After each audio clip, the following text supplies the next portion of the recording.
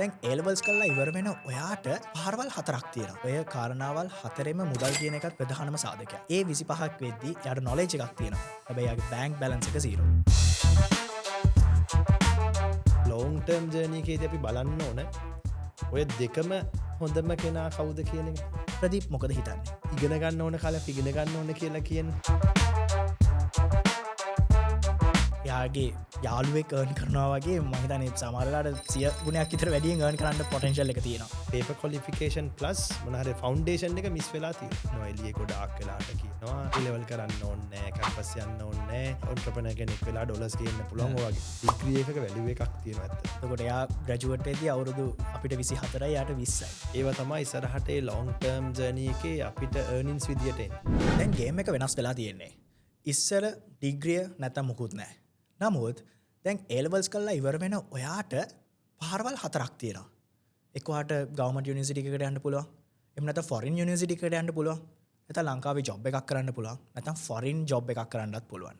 ඉතින් මම මේ මෙතනින් ප්‍රශ්නෙට එන්නම් ප්‍රදීප්. A level ඉවර වෙච්ච ළමයෙක් ඉන්නවා. එයා මේ හතරෙන් මොකක්ද තෝරගන්න ඕනේ?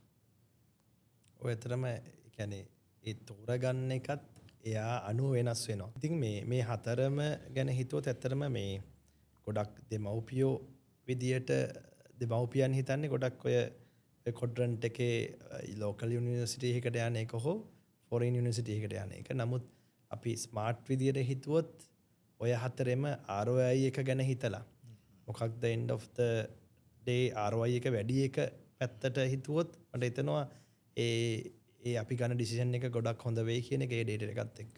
ඔව් අනිවාර්යයෙන්ම. දැන් අපි අර වැඩි නොහිතුවට මුලදී ඔය කාරණාවල් හතරෙම මුදල් කියන එකත් ප්‍රධානම සාධකයක්.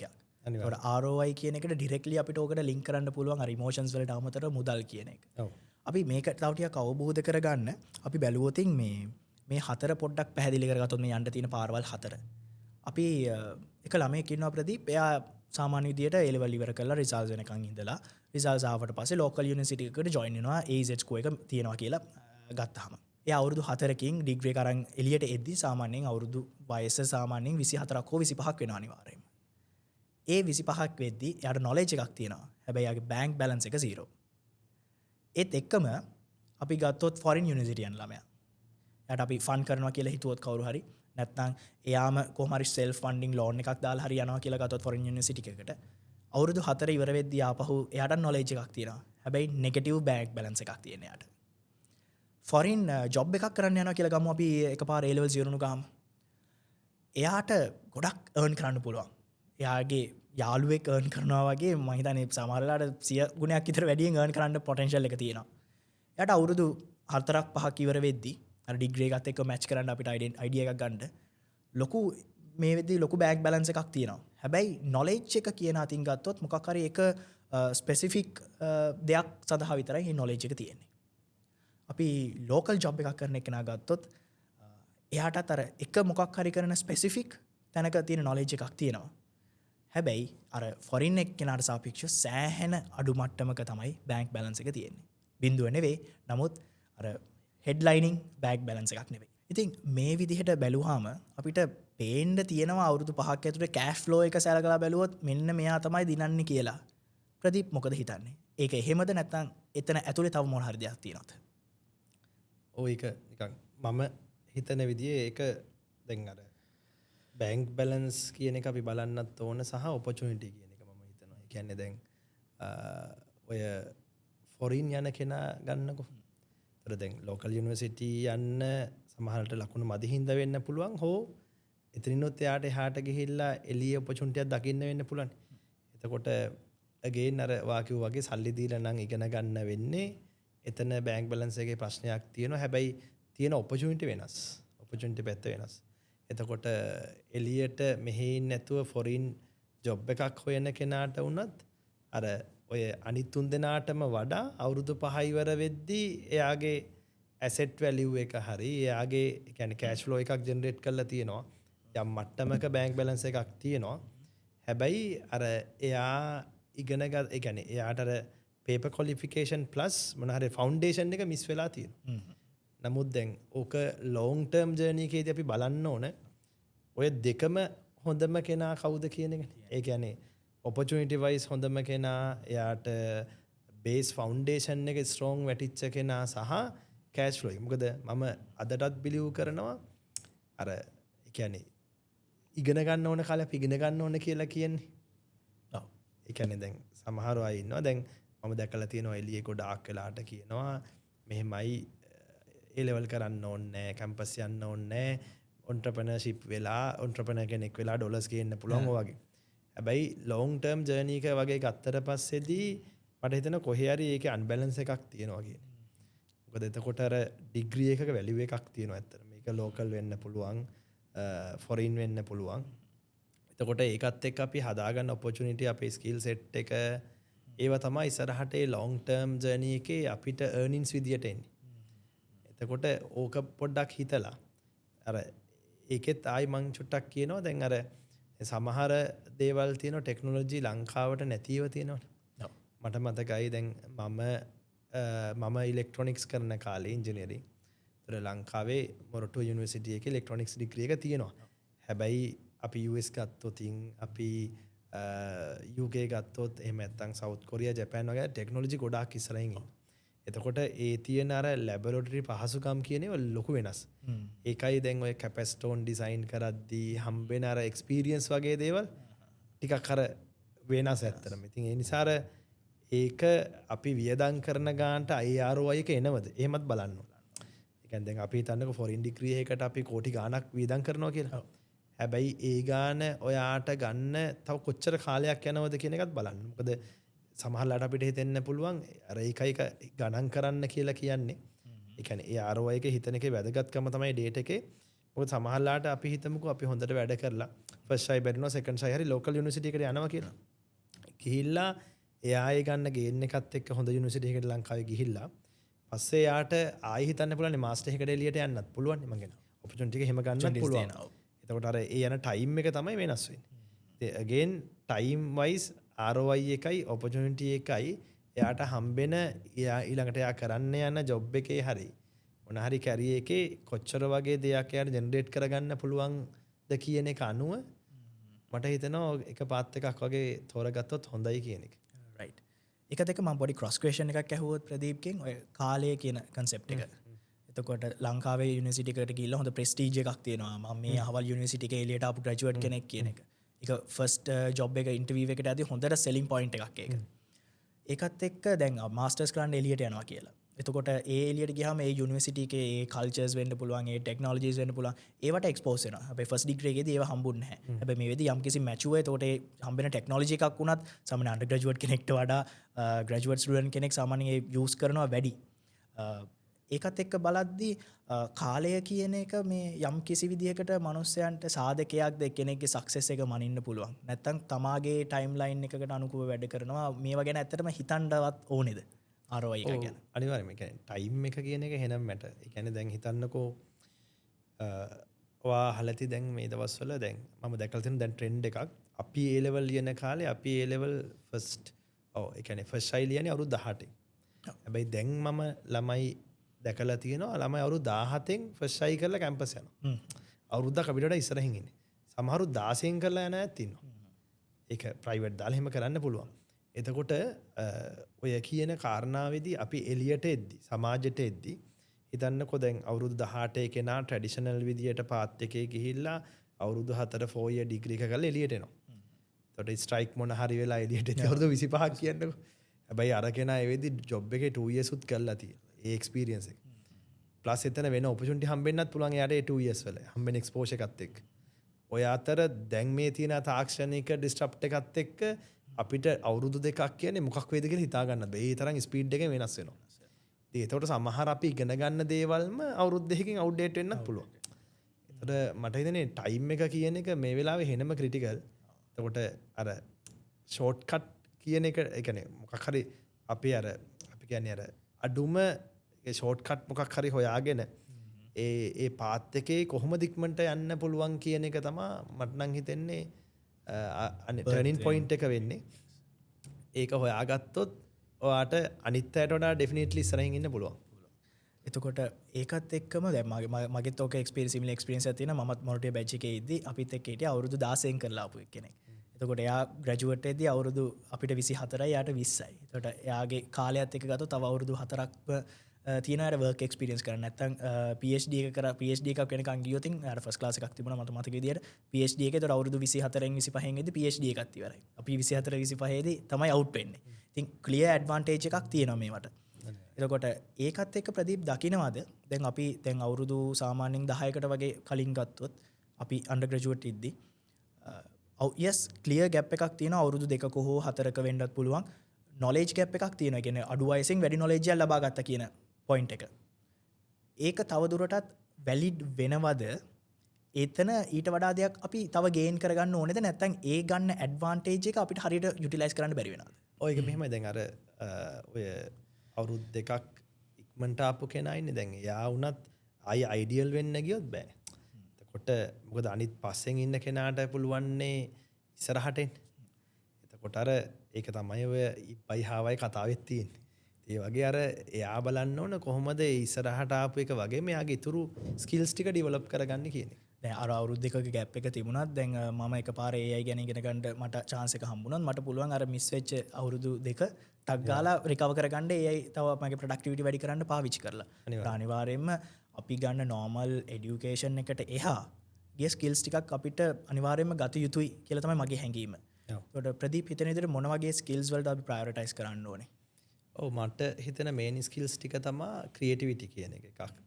ඊට පස්සේ ප්‍රොබ්ලම් සෝල්වින් ස්කිල්ස් ක්‍රිටිකල් තින්කින් කියන එක. මොකද ලොකු ප්‍රශ්නයක් කොහොමද අපි ස්ලයිස් වලට කඩාගෙන ඒක සෝල්ව් කරන්න කියන්නේ. ඊළඟට ප්‍රසන්ටින් ස්කිල්ස් සහ කාට හරි දෙයක් පැහැදිලි කරලා දීම හැකියාව. ඔක අනිවාර්යෙන්ම ඕන. මොකද දැන් ඉස්සරහට කම්පැනිස් වගේ ගත්තොත් මට හිතෙන ඕනම ලොකු කම්පැනියක් කියන්නේ CEO ඉන්නවා. CTO ඉන්නවා තව දෙතුන් දෙනෙක් ඉන්නවා. ප්‍රොඩක්ට් එක පිච් කරන තැන ඉඳන් ඔක්කොම අර කට්ටියම තමයි ගන්න. මොකද අනිත් ඒවා ඔක්කොම AI ඒජන්ට් බාර දීලා තියෙනවා. දැන් ප්‍රසන්ටින් කියන එක අනිවාර්යෙන්ම ඕන. මොකද ඒක AIට කරන්න අමාරුයි. ඉතින් ඊළඟට ඔය ලැන්ග්වේජ් එකක් හසුරවන්න. මොකද දැන් ඇත්තටම අපි end of the ඒ කියන්නේ අපේ ජර්නි එකේ අපි එළියට ආවට පස්සේ කෝපරේට් වෙල්ඩ් එකේ වැඩ කරනවා. වැඩ කරාට පස්සේ ඔය ලැන්ග්වේජ් එකක් කියන්නේ ලොකුම දෙයක්. ඒ කියන්නේ දැන් අපි සිංහල ලැන්ග්වේජ් එක දන්නවා නිසා අපිට මේකේ තියෙනවා මිලියන 22 23ක මාකට් එකක්. හැබැයි අපි ලංකාවේ සෙන්ටර් කරගෙන අහස් තුර කියන්නේ අහස් අපි කියමු මෙහෙම නිකන් ලංකාව සෙන්ටර් කරගෙන අපි රවුමක් ඇන්දොතින් පැය දෙකක් වගේ. ඒකේ ඉන්නවා බිලියන 300ක් විතර. මගේ මතකයේ ඩේටා එක පොඩ්ඩක් වෙනස් වෙන්න පුළුවන්. බිලියන 300ක විතර මාකට් එකක්. හැබැයි සිංහල යූස් කරලා එතෙන්ට යන්න බෑනේ අපිට. ඩුබායි ගිහිල්ලා සිංහල යූස් කරන්න බෑ. ඉන්දියාවට ගිහිල්ලා සිංහල යූස් කරන්න බෑ. හැපැත්තේ මොල්ඩිව්ස් තියෙනවා. යූස් කරන්න බෑ. ඒතකොට ලැන්ග්වේජ් එකක් කියන එකත් එහෙනම් මැට. මොකද ඒ කන්ට්‍රි එකේ ඉන්න අයට ඔයා දන්නවනම් විශේෂ ලැන්ග්වේජ් එකක් ඔයාට පුළුවන් ගිහිල්ලා කමියුනිකේට් කරන්න. එයාලත් එක්ක ඉන්ටරැක්ට් වෙන්න පුළුවන්. ඒ ලැන්ග්වේජ් එකක් අනිවාර්යයෙන්ම එකක් නේ මම කියන්නේ පුළුවන් නම් කීපයක් වැඩි කරගන්න ඒක ඩෙෆිනිට්ලි වාගේ ප්‍රොෆයිල් එකට වැලියු එකක් දෙයි. ඔය වගේ ටිකක් තමයි ඉතින් ඔය ඔන්න වගේ ස්කිල්ස් ටිකක් තමයි මම හිතන්නේ සහ ඊළඟට පුළුවන් තරම් අර මේ ටයිම් මැනේජ් කරගෙන තමන්ට ෆෝකස් කරන වගේ ස්කිල්ස් සමහරලාට අපිට ෆෝකස් නැති වුණාම එක ගොඩාක් දේවල් මේ වෙනවනේ. අර එකක් ෆෝකස් කරලා කොහොමද වැඩක් කරන්න කියන මයින්ඩ්සෙට් එක හදාගන්න එක සහ පුළුවන් තරම් අර අපි කරන දෙයට වැලියු ඇඩිෂන් එකක් දෙනවා කියන ඒවත් ඇටිටියුඩ් එකෙන් එන්න ඕන. ඒ ටික හදාගත්තා නම් මට හිතෙන ලොකු තැනකට යන්න පුළුවන් කියලා. අනිවාර්යයෙන්ම. එතකොට අපි ඒක සමරයිස් කරොතින් තමාගේ තියෙන ලැන්ග්වේජ් ස්කිල්ස් ටික ඩෙවලොප් කරගන්න ඕනේ අනිවාර්යයෙන්ම.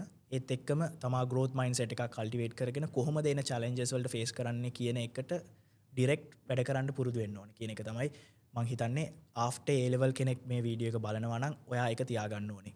සමහර විට අපි දැන් මේ ඩිස්කෂන් එකේ ගිය විදිහට A levels වා කරේ අවුරුදු 18න් වෙන්න පුළුවන් 19න් වෙන්න පුළුවන් නැත්නම් අවුරුදු 15න් 16න් කරා වෙන්නත් පුළුවන්. clearly දැන් මේ මොහොතේ කලින් කරපු එකකට ඇඩ්වාන්ටේජ් එකක් තියෙනවා. නමුත් ඒකෙන් අර්ථවත් වෙන්නේ නැහැ. සාමාන්‍ය විදිහට සාමාන්‍ය ෆ්ලෝ එකේ ගිහිල්ලා අවුරුදු 18න් හෝ 19න් A level කරන එකේ ඩිස්ඇඩ්වාන්ටේජ් එකක් තියෙනවා කියන එක. මොකද AI වගේ tools නිසා කොයි මොහොතක වුණත් මේ ගෙවන හැම තප්පරය ඕනම එක්කෙනෙක්ට level playing field එකක් හදලා දීලා තියෙන්නේ. එකම දේ ඔයා ලෑස්තිද ඒ revolution එක අරගෙන ඔයාව transform කරගන්න. නැත්තම් මම සාම්ප්‍රදායික විදිහටම මං A levels කරා දැන් රිසල්ට්ස් එනකන් ඉන්නවා ඊට පස්සේ මම ඩිග්‍රී එක කරගන්නවා ඒකෙන් ඩිග්‍රී එකේ යුනිවර්සිටි එක හැමදාම විකුණන් කනවා වගේ අයිඩියා එකේ හිටියොත් ඔයා දන්නේවත් නැහැ කට්ටිය ඔයාව පාස් කරන් ගිහලා ඔයාගේ වටේ කවුරුත් හොයාගන්නවත් හම්බෙන්නේ නැහැ. එහෙම වෙන්නේ නැති වෙන්න ඉතින් ස්කිල් අප් ඇකඩමි එක විදිහට අපි මේක අයිඩෙන්ටිෆයි කරගත්තා. මේක මාර සෙන්සිටිව් පොයින්ට් එකක්. මේක අපිට තේරෙන්නේ නැහැ සමහර වෙලාවට යුනිවර්සිටි ගිහිල්ලා එකකින් අවුට් වෙනකම්ම. අපේ සමහර ළමයි ඉන්නවා මෙච්චර දුර ගිහලා තිනවා එකම ක්වොලිෆිකේෂන්ස් එකම ස්කිල්ස් ටික තියෙන සමහර වෙලාවට මට ඇයි එහෙම බැරි වුනේ කියලා අපි අපිම ක්වෙස්චන් කරන්න පටන් ගන්නවා. ඉතින් A levels ඉවර වෙලා නම් ඔයා මේ වීඩියෝ එක බලන්නේ ඔයාට දැන් තමයි හොඳම chance එක. මේ මොනවද තියෙන්නේ කියලා අවබෝධ කරගෙන මට ඉස්සරහට එන challenges මොනවද කියලා අවබෝධ කරගෙන ඒවට මේ අද ඉඳලම ready වෙන එක. එතකොට පුළුවන් ඔයාට clearly ඔයාගේ සම වයසේ ඉන්න කට්ටියට වඩා නෙවෙයි ඕනම කෙනෙක්ට වඩා ඉහළ ඇඩ්වාන්ටේජ් එකක් අරගෙන ඔයාගේ ජීවිතේ ඔයා දකින ඒ සක්සස් එක ඉක්මනින් රීච් කරන්න. සමහර වෙලාවට වෙන්න පුළුවන් අවුරුදු 10ක් 15ක් යන ඩ්‍රීම් එකක් ඔයාට සමහරවිට අවුරුදු 2-3න් අචීව් කරගන්න පුළුවන්කම ලැබෙනවා. ඕකේ ප්‍රදීප්. අපි දැන් ගොඩක් දේවල් කතා කරගත්තා. තමාට ඕන ස්කිල්ස් ටික මොනවද යන්න තියෙන පාරවල් මොනවද ඒ දේවල් වල අපි කොහොමද හරියට ෆලෝ කරගන්නේ කියලා. ඉතින් අවසාන වශයෙන් අපිට පුළුවන් ද මෙන්න මේ කට්ටිය තමයි මෙන්න මේ පාරේ යන්න කියලා අපිට ක්ලියර්ලි පෙන්වන්න. ඔව් ඒ කියන්නේ දැන් පාත්ස් 4ක් ගැන අපි කිව්වනේ. ඒකේ පළවෙනි එක ගත්තොත් ලෝකල් යුනිවර්සිටි. එතකොට ලොකු ෆයිනෑන්ෂල් බෑග්ග්‍රවුන්ඩ් එකක් නැති වෙන්න පුළුවන්. අර ඒ වගේ කෙනෙකුට හොඳ රිසල්ට් එකක් තියෙනවා කියලා හිතන කෙනෙකුට ලෝකල් යුනිවර්සිටි කියන පාත් එක තෝරගන්න පුළුවන්. සෙකන්ඩ් ඔප්ෂන් එක තමයි ෆොරින් යුනිවර්සිටි. එතෙන්දී ඩෙෆිනිට්ලි හිතන්න අනිවාර්යයෙන්ම අපි කොච්චර හිතුවත් ගිහිලා පාර්ට් ටයිම් කළා මේක කරගන්න පුළුවන් කියලා මම පර්සනලි දන්නව කරගන්න අමාරුයි. එතකොට දෙමව්පියන්ගේ ෆයිනෑන්ෂල් සපෝට් එක තියෙන්න ඕන. ඒතර දෙමව්පියන්ගේ ෆයිනෑන්ෂල් සපෝට් එක කියන්නේ ඉන්න ඉඩම උකස් කරලා නම් ඔයාට වියදම් කරන්නේ රිස්ක් එකක් තියෙනවා. ඒ මිනිස්සු පාරට වැටෙන වැඩක්. නිසා ඒ තියෙන දේවල් විකුණලා කරන වැඩක් නෙවෙයි. යාලට අමතර කෑෂ් ෆ්ලෝ එකක් තියෙනවා නම් ඔයා වෙනුවෙන් වියදම් කරන්න පුළුවන් නම් ඒ choice එක තෝරගන්න කියලා කියනවා. මොකද එතන රිස්ක් එකක් තියෙනවා. හැබැයි කොයි වෙලාවකත්ම හිතන්න එපා ඔයාට තනියම ඔක්කොම කරගන්න පුළුවන් වෙයි කියලා. මොකද ඒක එහෙමම නැහැ. මොකද ඔයා යන්නේ ඉගෙන ගන්න. ඔයා යන්නේ part time job කරන්න නෙවෙයි. ඔයා යන්නේ ඉගෙන ගන්න focus කරන්න ඕන. time එකක් තියෙන්න ඕන. ඒ ඉතුරු වෙන හැම time එකේම යුනිවර්සිටි එකේ අසයින්මන්ට්ස් ඒ කරන්න තියෙන වෙලාවේ ඔයා ගිහිල්ලා part time කරලා survive වෙන්න නම් try කරන්න. ඒක මම කියනවා මේ වෙලාවේ අතාරින්න කියලා. එහෙමනම් තියෙන්නේ. ඊට පස්සේ foreign job එකකට යන කෙනෙකුට. ඉතින් definitely ලංකාවේ සාමාන්‍ය ජොබ් එකකට යනවට වඩා මම කියන්නේ ඔයාට එහෙම හැකියාවක් තියෙනවා නම් විශේෂයෙන් ගෙදර යම්කිසි මූල්‍යමය ආර්ථික මට්ටමේ පහළ මට්ටමක් ඒක කොට දා ගන්න ඕනේ යම්කිසි ෆයිනෑන්ෂල් ක්‍රයිසිස් එකක් ෆැමිලි එකේ තියෙනවා නම් ඒ වගේ ෆොරින් එම්ප්ලොයිමන්ට් එකකට යන එක ගොඩක් අයිඩියල් වෙනවා. ඒ කියන්නේ දැන් මේ වෙලාවේ සල්ලි ඉක්මනට ඕන කෙනෙක් නම් ඒ කියන්නේ දෙමව්පියන්ට සලක ගන්න විදියකුත් නැහැ. දෙමව්පියන්නුත් මේ වෙලාවේ ටිකක් අසරණ තත්වයක ඉන්නේ. ෆැමිලි එකටත් ඔයාට ඉක්මනට හෙල්ප් එකක් දෙන්න ඕන වගේ නම් ඔයාට පුළුවන් ඒ choice එක ගන්න. හැබැයි මං එතෙන්දිත් ඔයාට කියන්නේ ඔයාට මිස් වෙන කෑල්ලක් තියෙනවනේ. මොකද ඉගෙන ගන්න කාලේ ආයෙ එන්නේ නැහැ. ඒ නිසා ඔයාට පුළුවන් immediate මොකද ඔය වැඩ දෙකම එකට කරන්නත් බැරි නිසා ඔයා foreign job එකකට යන්න ගිහිල්ලා ඔයාට time එකක් හම්බුනම foreign countries වල ඕන තරම් තියෙන weekend universities වගේ. මං කියන්නේ එහෙම හරි try කරලා පුළුවන් නම් මේ පාත් දෙක කොහොම හරි balance කරගන්න කියන එක. ඊළඟට ලෝකල් ජොබ් කරන අය. ලෝකල් ජොබ් කරන කෙනෙකුටත් මට කියන්න තියෙන්නේ ඔය ජොබ් එක විතරක්ම ඔයාට ප්‍රමාණවත් නැහැ ඔයාගේ කැරියර් එක ඉස්සරහට යන්න. ඔයාට අර ෆවුන්ඩේෂන් ස්කිල්ස් ටිකක් ඕන වෙනවා. ඒක තමයි ඔය ඩිග්‍රිය කියලා ගොඩක් වෙලාවට අපි ගන්න ෆවුන්ඩේෂන් එක. එතකොට ඔයාටත් පුළුවන් නම් ලෝකල් යුනි එකකට යන්න බැරි වෙන්න පුළුවන් ඉන්ටර්නල් ඩිග්‍රී එකකට. හැබැයි එක්ස්ටර්නල් ඩිග්‍රී එකකට try කරන්න පුළුවන්. වීකෙන්ඩ් එකේ වගේ පුළුවන් නම් මොකද ගොඩක් වෙලාට ඔය ලෝකල් ජොබ් වලට යන අයත් වෙලා තියෙන්නේ අර ෆයිනෑන්ෂල් පැත්තේ ප්‍රශ්නයක් තියෙනවා. يعني ඉගෙන ගන්න සමහර කෙනෙකුට එයා ඇත්තටම ක්වොලිෆයි යුනිවර්සිටි එකට යන්නේ. හැබැයි ගෙදර ෆයිනෑන්ෂල් බෑග්ග්‍රවුන්ඩ් එක හින්දා එයාට ඇත්තටම ඒ යුනි එකට යන්නත් ඇෆෝඩබල් නැහැ. සමහරට ෆැමිලි කමිට්මන්ට්ස් තියෙන හින්දා රටෙන් පිටට යන්නත් බෑ. බෑ. ඉතින් ඒ නිසා ඒ වගේ කෙනෙකුට මම කියන්නේ කමක් නැහැ ලෝකල් ජොබ් එකකට යන්න. හැබැයි ඔයා අර කියන එඩියුකේෂන් කියන එක මග අරගන්න නැතුව අනිවාර්යයෙන්ම ඔයාට හම්බෙන හැම වෙලාවකම පුළුවන් නම් වීකෙන්ඩ් එකේ ටයිම් එකක් හරි දාගෙන මම කියන්නේ වීකෙන්ඩ් යුනිවර්සිටි ප්‍රෝග්‍රෑම් එකකට හරි ජොයින් වෙලා ඒක එක්ස්ටර්නල් ඩිග්‍රී එකක් වෙන්න පුළුවන්. ඒ පැත්තත් පුළුවන් නම් බැලන්ස් කරගෙන යන්න. මොකද long term win win situation එකක් වෙනවා එහෙම වුණොත්. අනිවාර්යයෙන්ම අපි මේ එන්ටයි ඩිස්කෂන් එකේ සමරි එක ගත්තොත් එඩියුකේෂන් කියන එක අතිශය වැදගත්. වා ඊළඟට කරන ඩිග්‍රී ආෆ්ටර් A level කෙනෙක් ඩිග්‍රී එකක් කරන්නවද නැද්ද කියලා හිතේදී හිටියනම් එඩියුකේෂන් කියන එක අතිශය වැදගත්. මොකද ඒක තමයි ඔයාට තියෙන හොඳම ෆවුන්ඩේෂන් එක. එතන ඉඳන් ඉස්සරහට මූව් වෙන්න. ඒත් එකම ඔයාට පුළුවන් නම් AI literacy, AI tools ඒවා භාවිතා කරන්න. ඔයාට පුළුවන් මේ එඩියුකේෂන් කියන එකත් මාර ෆාස්ට් ගන්න. ඉතින් අපි මේ ඩිස්කෂන් එක පුරාවටම කතා කරපුදී ඔයා ෆොරින් එම්ප්ලොයිමන්ට් යන්න පුළුවන්. නැත්නම් ලංකාවේ එම්ප්ලොයි වෙනවා වෙන්න පුළුවන්. ඔයා වැඩ කරනවා වෙන්න පුළුවන් සතියේ දවස් 5ම. හැබැයි ඔයාට කම්ප්ලීට් ඩිග්‍රී එකක තියෙන නොලෙජ් එක සින්තසයිස් කරලා ඔයාට තේරෙන විදිහට ඔයාට AI tool එකක් යූස් කරලා ගන්න පුළුවන්. ඒ කැපැසිටි එක තියෙනවා.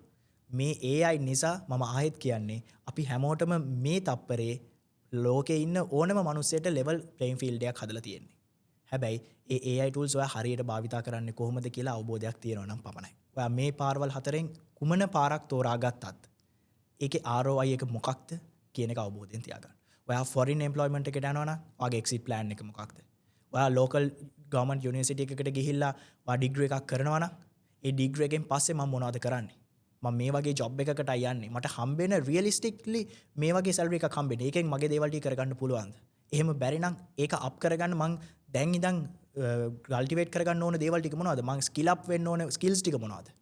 මේ හැම දෙයක් ගැනම ඔයා දැන් ඉඳන් හිතන්න ඕනේ. Thank you very much Pradeep මේ ඩිස්කෂන් එකට ජොයින් වුණාට. මම විශ්වාස කරනවා අනිවාර්යයෙන්ම මේ ළමයින්ට ආෆ්ටර් A level විශේෂයෙන්ම මොන පාරද යන්න ඕනේ කියන එක ගැන ක්ලියර් අයිඩියා එකක් Tamanට එන්න ඇති කියලා. ඉතින් ඕගොල්ලොත් එහෙම හිතනවා නම් මේ වීඩියෝ එක වැලියබල් කියලා හිතනවා නම් අනිවාර්යෙන් වැලියබල් කියලා කමෙන්ට් කරන්න. අපි ඊළඟ එකකින් හමු.